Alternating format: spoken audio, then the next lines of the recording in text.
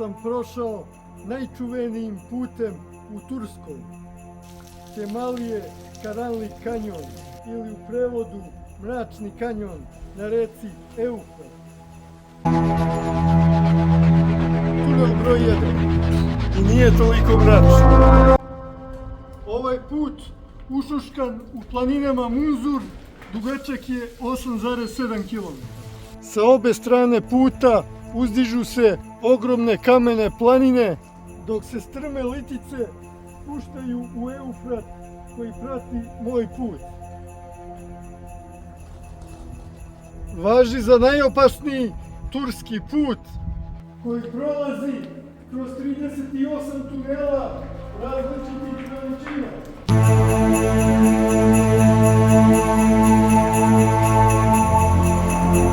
Jukao sam putem kroz teme i neosvetljene tunele iznad opasnog mračnog kanjona.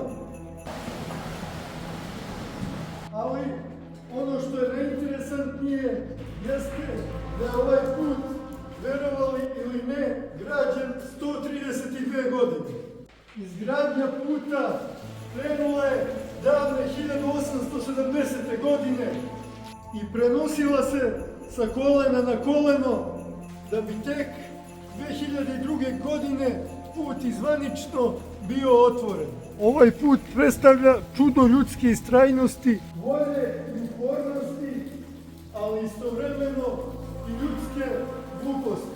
Za sve te 132 godine izgradnje država je odbijala da pomogne zbog visokih troškova probijanja puta, dok su eto mnogi meštani dali svoje živote prilikom probijanja neprohodnog kanjona, kako bi svojim predsima olakšali život u ovim surovim predelima.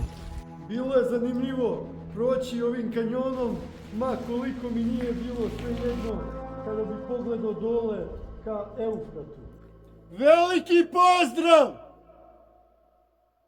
za moje drage prijatelje Tatjanu i Ota iz Mračnog kanjona. Pozdrav za brata Crnog iz Obranovca.